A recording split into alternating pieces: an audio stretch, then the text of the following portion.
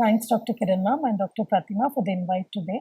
And I would use your clinical expertise and experience of so many years to give us information about the latest infertility procedures like the IUI and IVF.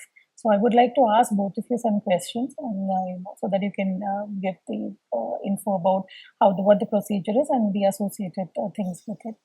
Ma'am, can you tell me something about IUI, like the procedure and everything? How when it is done in the Yes, Dr. Shamla.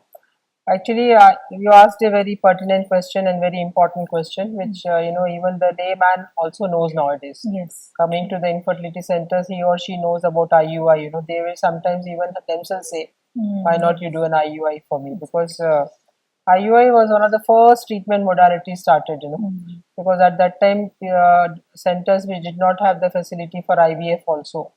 Like IUI setting up is also simpler, and a gynecologist who has a reasonably good knowledge about the female genital tract, about the reproductive physiology, and has a technician, lab technician, or they themselves, sometimes doctors used to do their own sperm wash also. So intrauterine insemination refers to IUI refers to intrauterine insemination, where actually we will be doing it for patients who are having in a broad sense, I will tell you, like those who are having an infertility of more than 3 years and the semen parameters are little bit below the normal range. So the normal range according to WHO is about 20 million. So if we have at least 5 million sperms, motile sperms in the given sample, and ovulation period is there for the female, so then we induce ovulation with a injection or sometimes spontaneous ovulation also, and then within 24 hours we plan to do an IUI, that is intrauterine insemination. So this intrauterine insemination was earlier, could be practiced by all the centers who were qualified gynecologists, DGOs and MD DGOs, but now it is limited to centers which have the required prerequisites which are needed by the authorities for registration. So there will be a local authority here about which consists of the DM and HO and the other office bearers who will come inspect and grant permission to do IUI.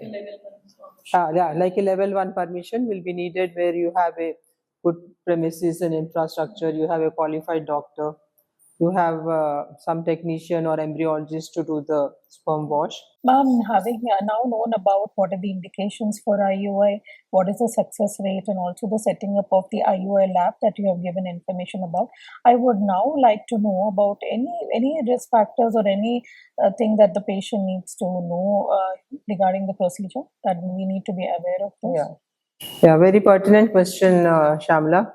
Actually, like the prerequisites and the eligibility of the patient for IUI also is very important. Like somehow we should not make it like a treatment for everyone who comes to we have to select our patient, like I told you beforehand. And before that, you should also know that there should not be any pelvic inflammatory disease. Like, she should upgrade or upstream. Yeah. If there is any pelvic inflammatory disease, the patient is having any infection in the tubal area.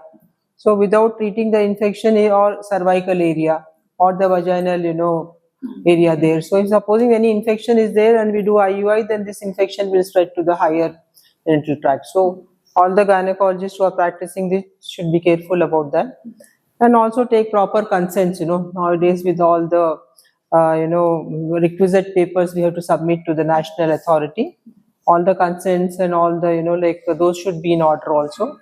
And at the most we should try 3 cycles of IUI. 3 to 6 cycles is the period they have given, or the months of treatment that is everybody agrees upon. After which we should reconsider or consider other options. Yes, correct. Why she's not conceiving because of this. Yes. So if your 3 IUIs have been done in a good center, they have had a good sperm count of about more than 5 million motile sperms, done in a proper aseptic condition, done at a proper time, and still the patient doesn't conceive, then we have to go for IVF or test tube baby technology. There's another question: any chance of multiple pregnancies even in IUI? Yes, the chance of multiple pregnancy in IUI will be higher in the group where you have not, you're not staying in the group of the natural conception, that is the single ovulation. If you are using any drugs or tablets to induce ovulation and you have more than 3 or 4 egg formations, and the oocyte will come out, and then chances of multiple pregnancies can be as high as 15 to 20%. Also a quick question about any precautions post procedure, which is the most common thing. A lot of people ask about bed rest and avoid work and all that. Anything you Yeah, throw yeah. light about?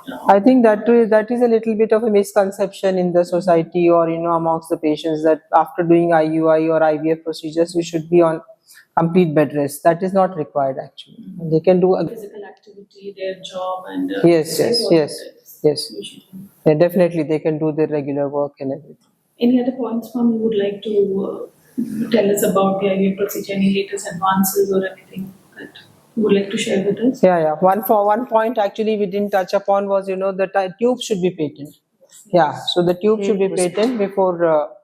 So anything else, Dr. Pratima would like to add? I think IUI should be, limited, or the option of IUI should be given to patients who are with a married life of, probably 2 or 3 years, trying naturally to conceive, and, with a normal, kind of investigation where you ruled out that there's no kind, of, tubal factor, or the male infertility is not really relevant in this couple, then you should promote IUI. I think when a woman comes to you in the later half of her age, post 35, please do not suggest her to go for IUI and then try, IVF. So that's something where you have to counsel the patient correctly, so that the patient understands, not all size fits all, right? So that's very important, where you precisely tell the patient that, okay, this is something which is okay if you're very younger, but when you've come to me now, please don't go into procedures which have a very limited pregnancy rate. So the procedure also has an inherent pregnancy rate, and that counseling is as a clinician, we have to tell them that, that, okay, this is for an age group of, maybe in the early 30s, and post your, post 30 or nearing 35, then you'll have to tell them and counsel them about, the reasons why one should not opt for IUI and then go for IVF. So probably this is something which I think is very important. The age of the patient. Yes. Dr. Pratima, I have a question for you. I have a patient whose husband keeps on traveling very frequently for work abroad. So, do you think in this particular scenario, IUI will be helpful for them? Like, Yes, this is a very important question. The present day scenario, a lot of couples come to us and say, ma'am, my husband is often traveling. And whenever you tell me that, my oocyte is mature or my egg is mature and I need to be with him, he's almost gone. Or he's in the stress of traveling, preparing his meetings, and that stress of, having a natural intercourse is just too much on him, and things don't work out. Absolutely. For such couples, I would, this is a very good approach, wherein you can always ask the male partner or the husband to store his sperms. We can always freeze his sperms. So you can always counsel the male partner to come and freeze his sperm at your facility. When you have a licensed lab, an ART lab, or a level 1 clinic also, you could freeze the sperms, and probably, now you can track this ovulation. You can ovulate the lady, have the ovulation induction done, and then at a proper, kind of trigger time, when she gets her HCG and the LH surge is done, and you probably examine her with an ultrasound and have her investigations done, and a timed IUI.